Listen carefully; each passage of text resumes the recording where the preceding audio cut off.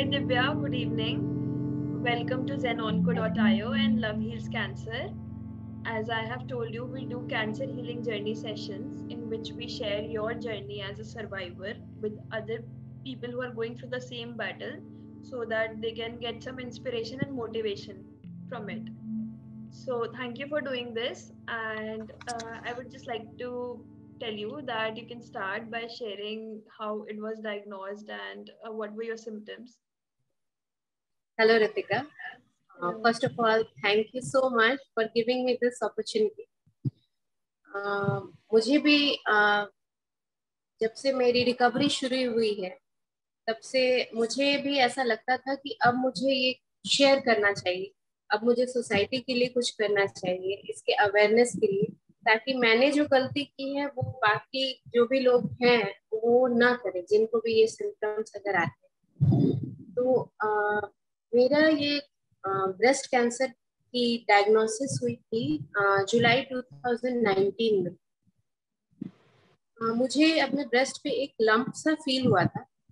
तो शुरू में मैंने इसे थोड़ा इग्नोर किया, क्योंकि मेरी एक 2.25 साल की बेटी है, मेरे 2 बच्चे हैं, एक 7 साल का बेटा है, एक 2.5 साल की बेटी है। उस वक्त 2019 में जब वो लोग, तो मुझे लगा कि जस्ट मैंने अभी बच्ची को अपनी फीड करना छोड़ा है, तो शायद इसी वजह से वो हार्डनेस आ गई। लेकिन फिर जब मुझे काफी प्रोमिनेंटली वो फील हुआ, तो मैंने उसे अपने गायनेकोलॉजिस्ट को दिखाया। तो उन्होंने मुझे मैमोग्राफी कराने की सलाह दी। मैमोग्राफी भी काफी एक सीनियर डॉक्टर ने किया, लेकिन मैमोग्राफी की जो रिपोर्ट थी वो बिल्कुल नॉर्मल आई। उसमें उन्होंने कहा कि इसे फाइब्रोडेनोमा कहते हैं, जो कि बिनाइन है। Benign means that is not cancerous. फिर मैं वो रिपोर्ट लेकर हम एक सर्जन से भी मिले, तो सर्जन ने भी कहा कि दिस इज वेरी कॉमन और this is not cancerous at all, but you should remove it. तो जब हमें लगा कि ये उतना सीरियस इशू नहीं है, तो फिर हमने सोचा कि चलो इसका होम्योपैथी ट्रीटमेंट कराते हैं, क्योंकि जनरली लोग तुरंत सर्जरी नहीं कराना चाहते, और वहीं पे गलती हमने कर दी। तो मार्च के बाद से फरवरी में मुझे ये फील हुआ था। मार्च, अप्रैल, मई, जून, जुलाई, ये सब होम्योपैथी हमने ट्रीटमेंट चालू रखा। तो फिर gradually I started feeling there is a increase in the size of that lump. I felt that. तो फिर हमने सोचा कि नहीं, अब कुछ एडवांस टेस्ट भी करवाते हैं। हमारे होम्योपैथी डॉक्टर ने ही इनफैक्ट सजेस्ट किया कि नहीं, आप एडवांस टेस्ट करवाइए।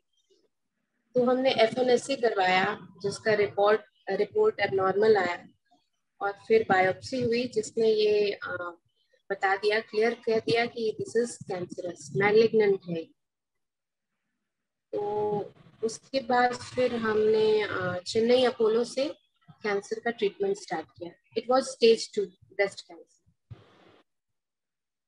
तो कैंसर के ट्रीटमेंट में मेरे शेड्यूल था, पहले 3 कीमोज हुए, फिर सर्जरी हुई, फिर उसके बाद और भी 3 कीमोज हुए। तो कीमोज का तो मैं क्या बोलूं, कीमोज तो सबको पता है कि ये बहुत ही पेनफुल होता है। मेरा भी था, वो वैसा ही था। मुझे लूज मोशन हुए, कॉन्स्टिपेशन हुआ, वीकनेस तो बहुत ही रहती है, शरीर का सारा स्ट्रेंथ चला जाता है। मतलब आप कुछ भी करने की स्थिति में नहीं रहते हो। मतलब 35 इयर्स के एज में मुझे लगता था कि मेरी एज 70 इयर्स की हो चुकी है, मैं कोई भी काम नहीं कर पाती। और जब जब ऐसा लगता था कि मैं कितनी बेबस हो गई हूँ, उस वक्त मतलब सारी हिम्मत टूट जाती थी। फिर भी वो जो वक्त था वो बीत गया। मैंने सोचा कि ये सब कुछ जो हो रहा है, ये सब कुछ ठीक होने वाला है, क्योंकि सब कुछ, मेरे डॉक्टर बहुत अच्छे थे, उन्होंने मुझे बहुत अच्छी काउंसलिंग दी थी। उन्होंने कीमो के बारे में, उसके साइड इफेक्ट्स के बारे में मुझे बताया था।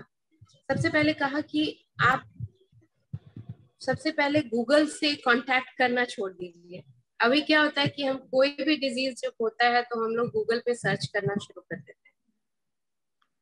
अब गूगल में क्या होता है कि जैसे अगर हमने टाइप किया साइड इफेक्ट्स ऑफ कीमो, तो जितने लोगों को जितने भी तरह का साइड इफेक्ट हुआ है वो सबका समराइज फॉर्म आ जाता है, और वो पढ़कर हम बिल्कुल डर जाते हैं। मतलब जो थोड़ी बहुत हिम्मत भी होती है ना, वो भी खत्म हो जाती है। तो सबसे पहले वो हमें बंद करना चाहिए। आपके लिए अगर आपको आपकी बीमारी के बारे में कुछ डिस्कस करना है तो डॉक्टर से बेहतर और कोई नहीं है। तो ये सबसे पहले उन्होंने मुझे कहा कि आप ये सर्च करना एकदम छोड़ दीजिए। आजकल के लोगों की यही हैबिट होती है कि सब कुछ वो गूगल पे ही आंसर लेना चाहते हैं, तो ये बंद कीजिए। दूसरी चीज उन्होंने कहा कि नेगेटिव लोगों के संपर्क में बिल्कुल भी मत आइए, उनकी स्टोरीज मत सुनिए, क्योंकि हर किसी की बॉडी अलग होती है, हर किसी के कैंसर का स्टेज अलग है, मेडिसिन का कंपोजिशन अलग है, और इसलिए उनका साइड इफेक्ट भी अलग। जैसे मेरे पैरेलली किसी का कीमो चल रहा था, तो मैंने सुना कि उसका रेटिना ब्लास्ट हो गया, एक आंख उसकी हमेशा के लिए चली गई। तो वो सुनकर मुझे भी बहुत डर हो गया, तो इसलिए मैंने वो सब स्टोरीज सुनना ही छोड़ दिया। बिल्कुल नहीं, कि जो मेरे साथ हो रहा है सब कुछ सही ट्रीटमेंट हो रहा है और सब सही होगा। और मेरी स्ट्रेंथ का सबसे बड़ा रीजन मेरे बच्चे थे। मेरे इतने छोटे बच्चे थे कि मुझे तो कभी बीमार पड़ने का भी फुर्सत नहीं मिला लाइफ में। कभी भी मैं, कभी अगर मुझे फीवर भी होता था तो भी मैं मेडिसिन खाकर चलती ही रहती।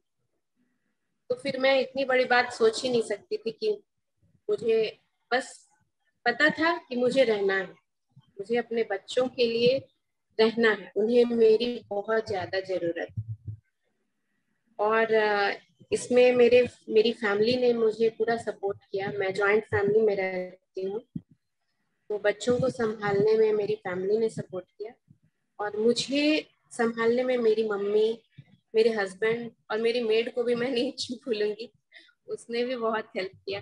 मेरी मम्मी और हस्बैंड 24/7 मेरे साथ रहते थे। और कीमो का एक सबसे बड़ा साइड इफेक्ट जो एक लेडी के लिए होता है वो है बालों का चले जाना। और इस एज में अपने आप को बिना बालों के देखना बहुत डिफिकल्ट होता है। जब आप आईने के सामने खड़े हैं और आप देख रहे हैं कि आपके चेहरे पे एक भी बाल नहीं है, चेहरा बिल्कुल स्वेल हो चुका है, तब एक डरावना सा लुक, तो उस वक्त अंदर से सारा कॉन्फिडेंस खत्म हो जाता है। तो ऐसे वक्त में मेरे हस्बैंड ने मुझे बहुत सपोर्ट किया। उन्होंने मुझे इतना अटेंशन दिया जितना कि पहले कभी लाइफ में नहीं दिया था। मेरी शादी को 10 साल 11 साल हो गए, कभी मुझे इतना अटेंशन नहीं दिया जितना मुझे उन्होंने उस रूप में दिया। मेरे बच्चों का प्यार मेरे लिए नहीं बदला, तो इसलिए मैं उस चीज से भी उभर पाई। अपने जो लुक के लिए जो बहुत बुरा लगता है, उस चीज को भी मैंने छोड़ दिया कि चलो हस्बैंड मेरे साथ है, मेरे बच्चों का प्यार मेरे साथ है, तो बाकी दुनिया की तो परवाह मैंने कभी की नहीं। तो इस तरह से कीमो का जो वक्त था वो बीत गया। सर्जरी हुई, उसके बाद फिर से 3 कीमोस हुए, और 21 दिनों का साइकिल होता है कीमो में। हर 21 दिन पे कीमो होते थे। कीमो से मुंह का टेस्ट भी चला जाता है, आप कुछ भी खा नहीं पाते, भूख बहुत लगती है लेकिन खा रहे हैं तो टेस्ट नहीं लग रहा है, कॉन्स्टिपेशन हो रही है, लूज मोशन हो रहे हैं। खैर ये सब 10-20 दिनों तक ये सब चलता है, फिर वो ठीक हो जाता है। अपने आप को पॉजिटिव रखने के लिए मैं तो कीमो के 1 हफ्ते के बाद से मैं ऑफिस भी जाती थी, सर पे कैप लगाकर मैं ऑफिस चली जाती थी, क्योंकि वो पेशेंट वाला फीलिंग मुझे बिल्कुल भी बर्दाश्त नहीं होता था। मैं बीच बीच में ऑफिस जाती रहती थी।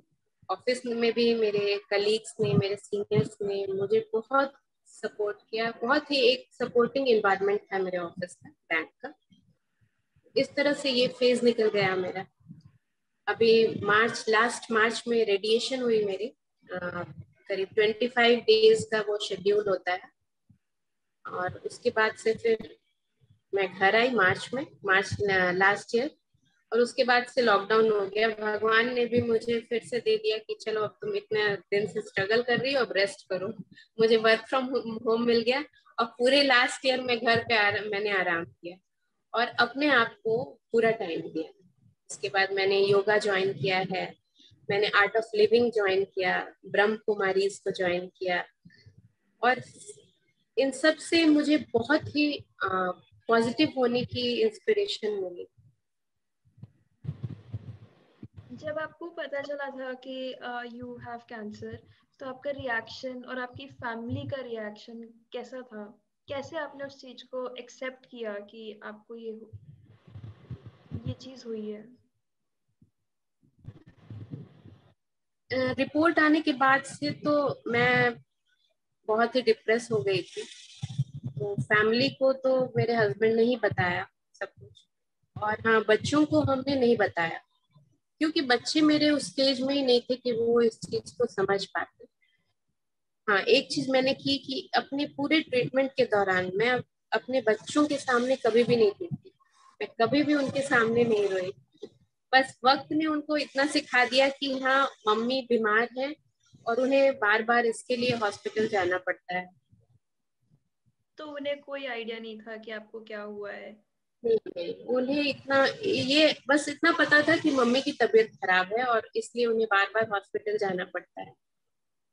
मेरे बेटे को बहुत प्रॉब्लम होती थी, मम्मी आपने ऐसा ट्रीटमेंट क्यों कराया जिससे कि आपके बाल चले गए। वो बहुत कॉन्शियस है, she is very look conscious. तो उसे हमेशा इस चीज की कंप्लेन रहती थी कि आपने ऐसा ट्रीटमेंट कराया ही क्यों। तो इसका मैं जवाब उसे पूरी अच्छी तरीके से तो मैं नहीं दे पाती थी, बस बोला कि बेटा ये इम्पोर्टेंट था, ये कराना था, और फिर से मम्मी पहले की जैसे सुंदर हो जाएगी। नहीं, हो रही है मम्मी सुंदर, कितनी सुंदर तो मम्मी है उनकी। आई एम प्रीटी श्योर आपके बच्चे भी बहुत सुंदर होंगे। अरे आई एम प्रीटी श्योर आपके बच्चे भी बहुत सुंदर होंगे। हाँ हाँ, वो बड़े क्यूट हैं। पर जैसे कि आप एक वर्किंग वुमन भी थी ड्यूरिंग दिस टाइम, और आपके बच्चे भी थे, और आपके साथ ये भी हुआ, तो इतना मतलब इतना सब एक साथ हैंडल करना इजी था क्या आपके लिए? कैसे, मतलब आपने कैसे किया इतना सब? एक घर में आपके दो छोटे छोटे बच्चे हैं, एक आपकी प्रोफेशनल लाइफ है, और एक आपके साथ ऐसा हो रहा है, तो आपने ये कैसे हैंडल किया? कैसे हैंडल किया? प्रोफेशनल लाइफ में तो उन्होंने बहुत सपोर्ट किया मुझे, मैंने काफी छुट्टियां ली। जब तक मैं मतलब उठ नहीं पाती थी तब तक ही मैं बिस्तर पे रहती थी, और जहां मैं चलने की हालत में होती थी मैं ऑफिस पहुंच जाती थी। और बच्चे थे जो कि बच्चों ने भी सपोर्ट किया, उन्होंने भी समझा कि मम्मी की तबीयत खराब है। और हस्बैंड तो थे ही, उन्होंने कभी मुझे गिरने ही नहीं दिया, बिल्कुल किसी भी तरह से, ना फिजिकली ना ही मेंटली, हमेशा ही से बहुत सपोर्ट।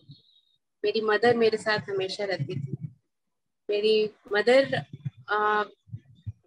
मेरे लिए बहुत ही बड़ी इंस्पिरेशन है। मेरे फादर की डेथ भी कैंसर से हुई थी, तो इसलिए शुरू में जब मुझे पता चला तो मैं तो बहुत ही डिप्रेस हो गई थी, क्योंकि तब तक मेरे माइंड में यही था कि कैंसर से कोई बचता नहीं।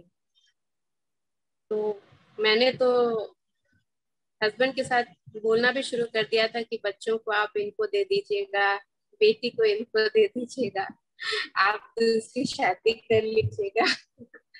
ये सब स्टेज था, तो क्या बोलूं इस बारे में। ठीक गया सब, बुरा वक्त था, खत्म हो गया, और अब सिर्फ अच्छा ही वक्त आएगा। और आपको जो कीमो के बाद साइड इफेक्ट्स हुए, तो आपने उनसे कैसे डील किया? सॉरी। आपको जो कीमो के बाद साइड इफेक्ट्स हुए, आपने उनसे कैसे डील किया? देखिए, कीमो के बाद जो भी परेशानी होती है उसे तो झेलना ही होता है। जैसे आप बहुत ही ज्यादा वीक हो जाते हैं, स्ट्रेंथ नहीं रहती है, तो ऐसे वक्त में आप बहुत ज्यादा रेस्ट में रहेंगे। भूख लगती रहती है मुझे, मतलब हर वक्त सबके साइड इफेक्ट अलग अलग हैं, इसलिए कहना मुश्किल है सबको क्या होता है।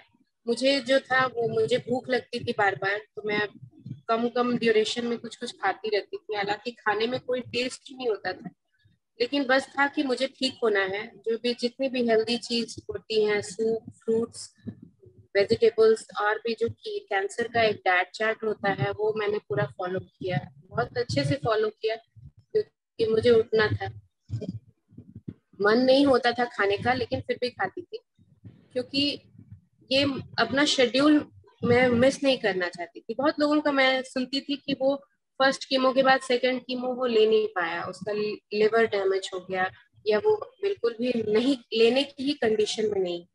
तो इसलिए मैंने वो सब कुछ किया, जितना भी मैंने, डॉक्टर ने मुझे बताया कि ये सब आपको फॉलो करना है, तो वो मैंने 100% अपने डॉक्टर पे बिलीव किया, और रिलीजियसली मैंने उनको फॉलो किया।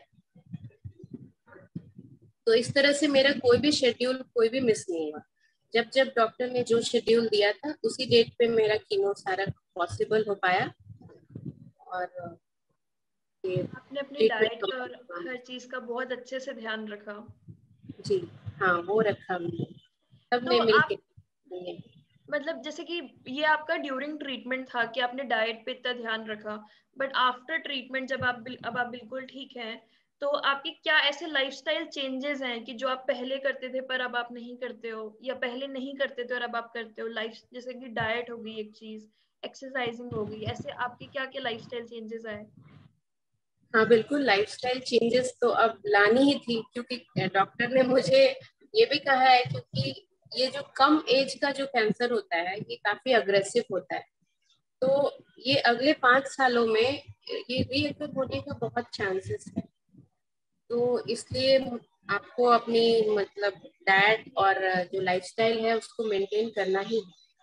तो इसके लिए मैं योगाभ्यास हर दिन करती हूँ। सुबह उठ करके मैं योग करती हूँ, एक्सरसाइज करती हूँ, डाइट सारा हेल्दी ही लेती हूँ। अब बाहर का खाना तो मतलब पिछले 2-3 सालों से बंद है। और जो भी जितने भी फ्रूट्स हैं, वेजिटेबल्स हैं, ये सब चीजें मैं लेती रहती हूँ। जितने भी पैकेज्ड फूड हैं और बाहर का जो फूड है, वो सब लगभग बंद है। शुगर का इंटेक बहुत कम कर दिया है, सॉल्ट का इंटेक, मैदे से बनी चीजें, डीप फ्राइड चीजें, ये सब चीजें बंद कर दी मैंने। मैं तो जंक फूड के बिना रह ही नहीं और सकती। मैं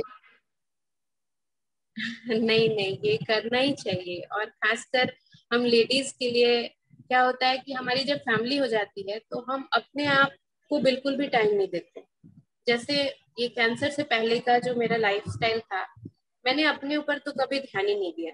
मुझे अपना वर्क लाइफ और बच्चों को मैनेज करना, किचन देखना, उनका होमवर्क, उनका सब कुछ मुझे देखना है। तो ऐसे में अपने आप को कभी टाइम ही नहीं दिया। खाने पीने में बस किसी तरह से खा करके चली गई, लेट हो रहा है, कुछ भी हो रहा है। लेकिन अब ऐसा नहीं है। अब मैं अपने आप को टाइम देती हूँ, और अपने डाइट का भी पूरा ख्याल रखती हूँ। और अपने साथ में जितनी भी मेरी फ्रेंड्स हैं, और मैं यहाँ के व्यूअर्स को भी कहना चाहूंगी, खासकर लेडीज को, कि आप अपने ऊपर जरूर ध्यान दें। अपने लिए एक क्वालिटी टाइम जरूर इन्वेस्ट करें, क्योंकि आप जिन रिश्तों के लिए आप अपना पूरा टाइम दे रहे हैं और अपने ऊपर टाइम नहीं दे रही, अगर आपको कुछ होता है, तो सबसे पहले आप उन्हीं रिश्तों पे बोझ बन जाएंगे। एक हेल्दी जो बॉडी होती है, उससे बड़ा पार्टनर और कुछ नहीं है। हमारा लाइफ पार्टनर भी उसके बाद आता है। पहले हमारी बॉडी हमारी पार्टनर है, क्योंकि हम लोग उसी के साथ आए हैं और उसके साथ ही जाएंगे। तो सबसे ज्यादा टाइम और सबसे ज्यादा आपको ध्यान उसका रखना ही चाहिए। आप अपने आप को टाइम दीजिए। कम से कम एक अक्षय कुमार का भी कहना है, मैंने सुना है अक्षय कुमार को कहते हुए, कि अगर 24 घंटे में 1 घंटा हम लोग अपनी बॉडी के लिए नहीं देते हैं, तो हमें मर जाना चाहिए। तो वो बिल्कुल सही कहता है। 1 घंटा हम लोग अपने लिए नहीं दे पाते, सोच लीजिए, 1 घंटा नहीं दे पाते। 1 घंटा तो हम लोग बस मोबाइल पे ऐसे ही बस देखते ही देखते निकाल देते हैं। मोबाइल को तो दे लेंगे, खुद को नहीं देंगे। बिल्कुल बिल्कुल, तो इसीलिए अपने आप को फिट रखें, मैंने अपने आपके लिए बहुत से टारगेट अपने लिए हमेशा ही सेट करके मैं रखती हूँ। मेरा एक स्पिरिचुअल टारगेट है, मेरा एक फिजिकल टारगेट है, मेरा इमोशनल है टारगेट, मेरी फिनेंशियल टारगेट है। फिजिकल टारगेट में अभी मेरी टारगेट है कि मैं शिल्पा शेट्टी की तरह बनना चाहती हूँ। अब इतना बड़ा टारगेट, जितनी ज्यादा आप कमान खींचेंगे तीर उतना ही ऊपर जाएगा। भले शिल्पा शेट्टी ना बनूं लेकिन उससे थोड़ा कम भी चलेगा। तो अब मैं पूरा टाइम अपना उसी में लगाती हूँ। जितना देर भी मैं अगर फेसबुक व्हाट्सएप में देख रही हूँ तो सारा कुछ फिटनेस रिलेटेड ही देखती हूँ, हेल्दी डाइट रिलेटेड ही देखती हूँ। किस तरह से मैं अपने किचन को और हेल्दी बनाऊं, कैसे अपने बच्चों को अब हेल्दी बनाऊं, ये सब चीजें। तो एक और चीज में, हाँ आप बोलिए, आप बोलिए। हाँ, एक चीज हमेशा मुझे आता था क्वेश्चन कि ये मुझे क्यों हो गया, है ना, ये कैंसर मुझे क्यों हुआ। क्योंकि मैंने कभी शराब सिगरेट तो मैं कभी पीती नहीं थी, ना ही मेरी लाइफस्टाइल इतनी ज्यादा खराब थी। तो ये ऐसा क्यों हुआ? तो इसका एक रीजन ये हो सकता है कि मेरे जेनेटिक्स में शायद ये था, और दूसरा रीजन था कि बचपन से ही मैं खाने पीने में बहुत ही एक प्रॉब्लमेटिक चाइल्ड। मुझे याद है मेरे मम्मी पापा हमेशा मुझे डॉक्टर के पास लेके जाते थे और बोलते थे कि इसे भूख लगने की दवाई दीजिए। मैं वो ड्रिंक पीती थी और उसका स्मेल इतना गंदा हुआ करता था कि मैं उसे जाकर निकाल दिया करती थी बाहर छुप के। तो इसलिए मैं लेडीज को, सबको ये भी कहना चाहूंगी कि आप लोग अपना तो ध्यान रखिए ही, लेकिन साथ ही अपने बच्चों को भी, बच्चों की डाइट का भी पूरा ध्यान रखिए। उन्हें बचपन से वो सारी पौष्टिक चीजें दीजिए जिससे कि आगे जाकर उनके शरीर में किसी भी बीमारी से लड़ने के लिए रेसिस्टेंस हो और वो इस तरह की प्रॉब्लम में कभी ना फंसे। नहीं, ये चीज तो है, बिल्कुल सही बात है आपकी। नहीं, जैसे कि आपने मुझे बताया कि आपने आर्ट ऑफ लिविंग ज्वाइन किया, ब्रह्म कुमारी ज्वाइन किया इसके बाद, और आप कह रहे हो कि आपकी स्पिरिचुअल जर्नी, एक स्पिरिचुअल आपका वो भी है, गोल भी है। तो हाँ, लाइक आफ्टर दिस जर्नी, आप मतलब, इज इट लाइक कि आपके स्पिरिचुअल थॉट्स ज्यादा बढ़ गए, या फिर आपका उस तरफ इंक्लिनेशन ज्यादा हो गया? इंक्लिनेशन उस तरफ ऐसा नहीं कि अब मैं घर गृहस्थी छोड़कर अब मैं संन्यास ले लूंगी, ऐसा कभी भी नहीं होता है। ये चीज ध्यान में नहीं रखनी चाहिए। इन लोगों का मेन मकसद, कहीं भी आप देखिए, आप चाहे संदीप माहेश्वरी की बातें सुनिए, या फिर आप ब्रह्मा कुमारी की बातें सुनिए, या आर्ट ऑफ लिविंग में सुनिए, सबका एक उन लोगों में एक कॉमन है कि आपको पॉजिटिव रखना वो लोग सिखाते हैं। वो सिखाते हैं कि आप नेगेटिविटी से कैसे दूर रहें, आप अपने दिमाग को, अपने थॉट्स को कैसे आप पोल्यूट होने से बचाएं, दूसरों की आप ओपिनियन के बॉल ना बने। कोई मेरे बारे में कुछ बोल दिया तो मैं उससे अफेक्टेड हो गई, कोई इसने अच्छा कहा तो मैं खुश हो गई, उसने बुरा कहा तो मैं उदास हो गई। मतलब अपना रिमोट कंट्रोल हमें किसी और के हाथों में ना देना। मतलब अपने आप को मेंटली आपको इतना स्ट्रांग बनाना है कि आप ये समझ पाए कि वो ऐसा क्यों बोल रहा है। आप अपने आप को स्ट्रांग कीजिए मेंटली। तो ये सब चीजें इन्होंने, मतलब ये जो ब्रह्मा कुमारीज हैं, ये और भी बहुत अच्छी चीजें सिखाती हैं। जैसे एक है पावर ऑफ ग्रेटिट्यूड, कि आपके पास जो है आप उसके लिए खुश होइए। जैसे अगर मेरे मन में जब ये सवाल आया था कि मेरे साथ ऐसा क्यों हुआ, मैं जब ब्रह्मा कुमारी मैंने ज्वाइन किया, मैंने उनसे पूछा कि क्या मैंने कभी किसी का बुरा नहीं किया, तो मेरे साथ ऐसा क्यों हुआ, इतना बुरा मेरे साथ क्यों हो रहा है। तो उन्होंने मुझे बताया कि आप देखिए, आप ये मत देखिए कि आपके साथ ये हुआ, आप ये देखिए।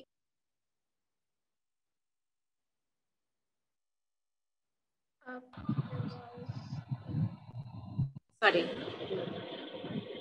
उन्होंने कहा कि आपके पास कैंसर से लड़ने के लिए सब कुछ है जो एक आम आदमी के पास नहीं होता है। मेरे पास मेरा सबसे पहला है ना, उसने बैंक ने मुझे फाइनेंशियली टूटने नहीं दिया। मेरे हस्बैंड का इतना बड़ा सपोर्ट था, मेरी मदर दिन रात मेरे साथ रहती थी, मेरे परिवार मेरे बच्चों का ध्यान रखते थे, तो इतना सब कुछ मेरे साथ सपोर्टिव चीजें थी। तो ये सब कुछ तब हुआ जब मैंने कुछ अच्छा किया होगा, है ना। अगर कुछ बुरा हुआ है तो उससे लड़ने की जो ताकत मिली है वो तो अच्छा है ना मेरे पास। तो इस तरह से वो लोग पॉजिटिव रहना सिखाते थे। तो ड्यूरिंग योर जर्नी ऐसी कुछ मेमोरीज होंगी आपकी, या ऐसे कुछ मोमेंट्स होंगे जिसके लिए आप बहुत ग्रेटफुल हो, जैसे कि इफ यू रिमेम्बर, आप अगर कभी रिविजिट करते हो उन मेमोरीज को, तो जैसे कि आपने बताया कि gratitude is a very big thing, तो ऐसे कुछ मोमेंट्स और मेमोरीज जिसके लिए आप ग्रेटफुल हो, that help you fight this battle, तो if you can share any memory ऐसी। Sorry, I couldn't get you. See, like you said, na, कि gratitude is a very big thing which helps us fight anything. तो हाँ, like during your journey, जब आपकी journey चल रही थी cancer की, तो ऐसी कुछ मोमेंट्स या मेमोरीज होंगी जिनके लिए आप ग्रेटफुल हो कि हाँ ये अच्छी चीज हुई जिससे कि you could fight, you had that will power to fight उस मेमोरी की वजह से। तो ऐसे कुछ मोमेंट्स अगर आप शेयर कर सको कि कुछ हुआ। मूवमेंट तो नहीं, हाँ मेरे पास मेरे साथ वो सारी चीजें थी, जैसे मेरे बच्चे, वो मेरे कांस्टेंट सोर्स ऑफ स्ट्रेंथ थे, क्योंकि मैं उनको देखती थी तो मुझे लगता था कि मुझे तो खड़ा होना ही है। मैं कभी अपने आप को बीमार जैसा कभी ट्रीट ही मैंने अपने आप को ही नहीं किया। और मेरे साथ जब भी मैं टूटी तो मेरे साथ मेरी दीदी थी। वो जब मैं मुझे लगता था कि मैं कुछ नहीं कर पा रही, हमेशा से मैं बचपन से ही मुझे ऐसा लगता है कि मैं सब कुछ कर सकती हूँ। तो जब कीमो के बाद आप छोटी छोटी चीजें भी नहीं कर पाते हैं, तब बहुत बेबस फील होता था, और इस बेबसी में बहुत रोना आता था कि मैं ये क्यों नहीं कर पा रही। तो ऐसे वक्त पे मैं बहुत रोती थी, अकेले में ही, बच्चों के सामने तो नहीं, अकेले में मम्मी के सामने या मेरी दीदी के सामने। तो वो लोग सुनते थे सुनते थे सुनते थे मैं जोर जोर से रोती थी, अपने आप को हल्का करती थी, और फिर वापस से फिर लग जाती थी अपने काम पे। लड़ाई लड़ने, ये बैटल फाइट करना है, I have to fight this battle. बस I have to fight this, I have to conquer. एक बचपन में एक स्कूल में एक रामधारी सिंह दिनकर की कविता पढ़ी थी मैंने, आशा का दीपक। उसकी 4 लाइनें हैं जो जब भी मैं बहुत डिप्रेस होती थी तो मैं याद करती थी हमेशा से, पूरे अभी तक। उसमें है, मैं बताऊं? हाँ हाँ, सुनाइए ना प्लीज। हाँ, उसमें 4 लाइनें बस मैं बताना चाहती हूँ कि उसमें रामधारी सिंह दिनकर ने लिखा था कि अपनी हड्डी की मशाल से हृदय चीरते तम का मतलब कि अंधेरा, अपनी हड्डी की मशाल से हृदय चीरते तम का, सारी रात चले तुम दुख झेलते शेष, सॉरी, एक खेप है शेष, किसी विध पार उसे कर जाओ, वह देखो उस पार चमकता है मंदिर प्रियतम का, आकर इतना पास फिरे वह सच्चा शूर नहीं है, थक कर बैठ गए क्या भाई मंजिल दूर नहीं। तो ये लाइंस मुझे हमेशा से ही प्रेरणा देती आई है, और जब भी मैं हिम्मत हारती थी तो मैं इस लाइन को याद करती थी। नहीं, बहुत मोटिवेशनल है ये लाइंस, कि मतलब बस थोड़ी दूर और चलना है, बस मंजिल आएगी हमारी। बस बस बस। नहीं, एक्चुअली वेरी मोटिवेशनल लाइन है, सुनकर मेरे को है ना गूज बम्स से हो गए वो कि कितनी मोटिवेशनल लाइंस है। मतलब अब जैसे मैंने तो ऐसे पोएट्स नहीं सुने हैं, बिकॉज हमारे तो बचपन में थे नहीं, तो पर नहीं, बहुत I would definitely listen to this poem. आप मुझे बिल्कुल बताना बिल्कुल, कौन सी है। आप ये पूरी कविता आप सुनिए, हाँ बहुत बहुत ही अच्छी कविता। ऐसे इस तरह की लाइंस का मेरे पास बहुत कलेक्शन है, कभी आपको टाइम मिले तो आप पूछिएगा। हाँ, नहीं नहीं, आप मुझे बताओ, मैं तो सुनूंगी बैठ कर, ये इतनी अच्छी है। मुझे वैसे भी मतलब मुझे लिखना और ऐसी चीजें पढ़ना पसंद है। मैं कभी कभी खुद भी अगर ऐसे होता है कि मेरे को लगता है कि नहीं आज अच्छा नहीं लग रहा, तो मैं कुछ लिख लेती हूँ। तो ऑल्दो इतना अच्छा तो नहीं, पर हाँ थोड़ा बहुत मैं लिख लेती हूँ। पर ऐसे मुझे पढ़ना अच्छा लगता है, तो आप मुझे डेफिनेटली बताइएगा ये। हाँ, बस ये सब कुछ चीजें हैं जो कि हम लोग इधर उधर पढ़ते हैं, लेकिन हम लोग उसे अप्लाई नहीं करते। पढ़ते तो बहुत कुछ है, हर दिन आप व्हाट्सएप देखिए तो उसमें गुड मॉर्निंग मैसेज में कितनी सारी इंस्पिरेशनल लाइन लिखी रहती है, लेकिन हम लोग उसे अप्लाई नहीं करते। तो वो हमें अपने जीवन में उसे उतारना चाहिए। जैसे कुछ चीजें, जैसे मैं अपनी डायरी में लिखती हूँ, कभी कभी जब भी कुछ लिखना हुआ, डायरी के फ्रंट पेज में ही मैंने चिपका कर लिखा है। इनफैक्ट मेरे व्हाट्सएप के स्टेटस में भी लिखा है कि अपने हौसलों को मत बताओ कि तुम्हारी तकलीफ कितनी बड़ी, बल्कि अपनी तकलीफ को यह बताओ कि तुम्हारा हौसला कितना बड़ा है। तो इसलिए कभी अपना हौसला टूटने नहीं देना चाहिए। और जो भी मेरा तो ऐसा है कि मैंने जो भी लाइफ में अपने टारगेट सेट किए हैं, मैं वो सब किए बिना तो मरूंगी नहीं। बस। नहीं सही बात है ये तो। पर नहीं, जैसे कि आप जैसे बता रहे हो, तो आपकी पॉजिटिविटी और आपका हौसला इतना ज्यादा और इतना अच्छा है ना कि आई एम प्रिटी श्योर आपको लाइफ लॉन्ग कहीं नहीं अटकने देगा। मतलब हमेशा एक, अगर आपके पास अपनी खुद की हिम्मत है और इनर स्ट्रेंथ है, तो वो तो आपसे कोई छीन ही नहीं सकता। वो किसी का दिया बिल्कुल हुआ तो नहीं है, वो तो हमारा ही है। तो वो कहीं आपको रुकने ही नहीं देगा। तो वो एक ऐसी चीज है ना जो कि बस भगवान भी नहीं छीन सकता हमसे, हमारी है वो। तो बस वही है, आपका, द आपकी show inner, must go on. Yes, the show must go on. Yes. अच्छा, आप मतलब ऐसे बता सकते हैं कि जैसे इस टाइप के कैंसर में लोगों को क्या एक्सपेक्ट करना चाहिए, कि क्या हो सकता है क्या नहीं हो सकता है, कुछ एक्सपेक्टेशंस। क्या प्रिकॉशंस? हाँ, प्रिकॉशंस एंड एक्सपेक्टेशंस की, जैसे कि यू वेंट थ्रू समथिंग, तो कि क्या क्या चीज हो सकती है इस टाइप के कैंसर में। और देखिए, प्रिकॉशंस में तो बस यही है कि आप अपनी किसी भी हेल्थ प्रॉब्लम को इग्नोर न करें। जैसे मैंने बताया कि मुझे लगा कि ये शायद सीरियस नहीं है, इसलिए हमने होम्योपैथी ट्रीटमेंट स्टार्ट कर दिया। अगर मैंने उसी वक्त सर्जरी करा ली होती तो ये मुझे 0 स्टेज पे ही पता चल जाता, तो शायद ये कीमो रेडिएशन तक होता ही नहीं, वो कुछ मेडिसिन से ही ठीक हो जाता। तो हमें किसी भी हेल्थ प्रॉब्लम को बढ़ने नहीं देना चाहिए। इनफैक्ट हमने क्या कहूँ, ये मेरी मतलब किस्मत खराब थी शायद कि मेरा वो मैमोग्राफी का रिपोर्ट ही नॉर्मल आ गया, उसमें ही पता चल जाना चाहिए था, लेकिन वो नहीं पता चला। शायद किस्मत को ये मंजूर था, मुझे ये सब दिन देखना था और आपसे मिलना था। तो अपने हेल्थ प्रॉब्लम को कभी इग्नोर ना करें, और अपने लिए टाइम दें, क्वालिटी टाइम दें, अपने लिए हेल्थ के लिए हमेशा कॉन्शियस रहें, अपने परिवार की देखभाल करें। बस यही। मतलब कोई ऐसी, what is one thing that you would like to tell people जो कि अभी इस बैटल को स्टिल लड़ रहे हैं, मतलब कोई पार्टिंग मैसेज, कोई बात जो आप उनसे कहना चाहते हैं, जो कि अभी they are still going through this battle. देखिए, बहुत कुछ तो मैंने बताया क्या क्या करना चाहिए, आ, और मैं क्या बोलूं, बस वही बोलूंगी कि एक हेल्दी लाइफस्टाइल जिए, और कुछ भी इम्पॉसिबल नहीं होता है। अगर आपको पता चल भी गया कि आपको कुछ है, इस तरह की गंभीर बीमारी है, तो आप बिल्कुल से हिम्मत हारने का तो सोचिए ही मत। अगर आपकी जान जानी होती तो आप ऐसे ही रोड में इतना चलते रहते हैं, कुछ एक्सीडेंट होता आप चले जाते, ठीक है। अगर आपको कुछ बीमारी हुई है तो इसका मतलब है कि आपके पास अपॉर्चुनिटी है, आप उस आपको भगवान ने एक सिग्नल दिया है कि आप उससे फाइट कर सकते हैं।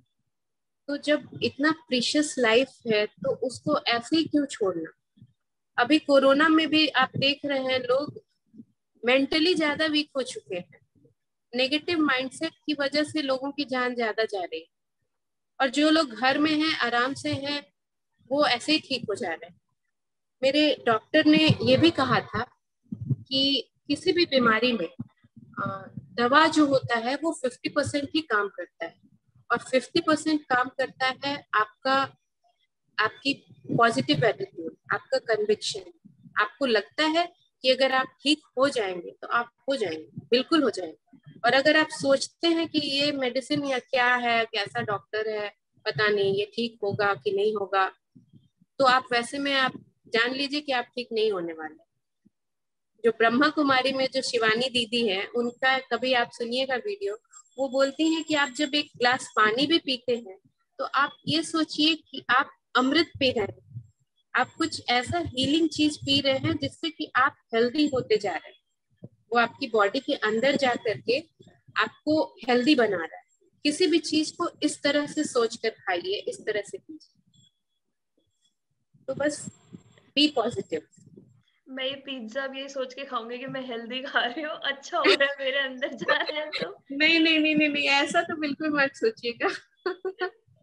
मैं बस लेकिन है ना, मजाक। एक स्टोरी आप लोगों ने व्हाट्सएप में तो इतनी सारी स्टोरीज आती रहती है, उसी में ये एक था कि एक व्यक्ति को बताया गया कि इस डेट में सांप के काटने से तुम्हारी मृत्यु हो जाएगी। ठीक है, तो वो जब वो दिन आया, वो रेडी था, वो दिमाग में वो सोच चुका था कि आज तो मैं मरने ही वाला हूँ। ठीक है, एक बहुत ही जहरीला सांप आने वाला है और उसे काटने वाला है। लेकिन एक्चुअल में उसे सिर्फ एक पिन चुभाया गया, उसे सिर्फ पिन चुभाया गया, लेकिन वो मर गया डर के क्योंकि उसे लगा कि उसे स्नेक ने ही बाइट किया। तो ये होता है आपके दिमाग का खेल। Mind is very strong.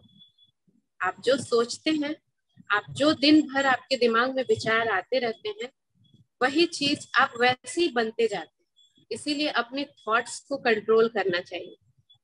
हमेशा ये सोचना चाहिए। संदीप महेश्वरी की वीडियो देखिए, उसमें वो भी वही कहता है कि आप बस वही सोचिए जो आपको करना है, सेट सिर्फ अच्छी पॉजिटिव चीजें वाइब्स इन द सोचिए। हाँ यूनिवर्स। बिल्कुल।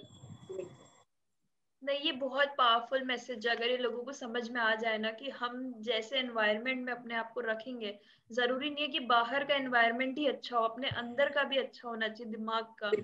तो वो अपने आप ही सब कुछ अच्छा होता जाएगा। लोगों को ये बहुत रेयरली समझ आता है कि आप अपनी मेंटल हेल्थ पे भी वर्क करो। ये चीज है। बट अगर आप मतलब आप अपना और कुछ बताना चाहते हैं अपनी जर्नी के बारे में, शेयर करना चाहते हैं तो आप कर सकते हैं। और मैं क्या बताऊं,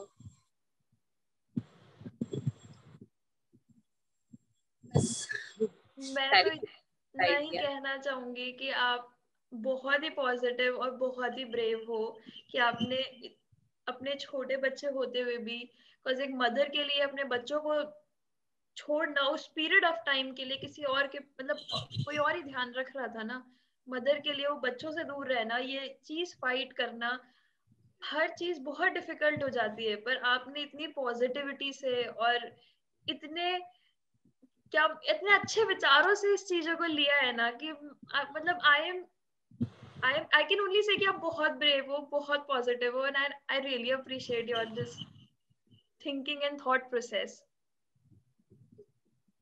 so thank you so much for doing this, because लोग अगर इसे सुनेंगे और अगर वो मतलब वो जानेंगे कि ऐसा भी होता है, एक मतलब ऐसी लाइफ भी होती है इसके बाद और हम इतना अच्छा रह सकते हैं, हमारी लाइफ अच्छी होगी इस जर्नी से जाने के बाद भी, तो वो बहुत इंस्पायर होंगे इस चीज से। डेफिनेटली, मैं यही चाहती हूँ। ये डेफिनेटली होंगे। Thank you so much for coming to this platform and thank you for doing this. I thank you so much wish for giving me this opportunity as well. I would just wish कि आपके सारे जो आपने जो बना रखे हैं goals life के, वो सारे पूरे हो।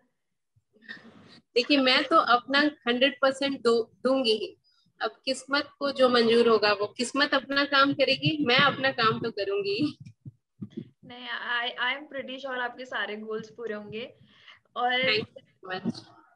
आप मतलब बहुत अच्छा करोगे आप लाइफ में। आपने एक बहुत टफ जर्नी लड़ ली है, आप उससे निकल चुके हो और अब आगे अच्छी ही दुनिया है। Thank you for coming, thank you for doing this and thank you from love heels cancer and zenonco.io। अगर आपको कभी भी किसी चीज की कोई रिक्वायरमेंट हो, कोई बात करनी हो तो आप कर सकते हैं। You can call me any time. मतलब कभी भी आपको कोई बात करनी हो तो, और ड्यूरिंग दिस कोविड प्लीज आप अपना ध्यान रखिए and even your family, so आप भी प्लीज अपना take care of yourself. Thank you so much. Thank you for doing this. Thank you.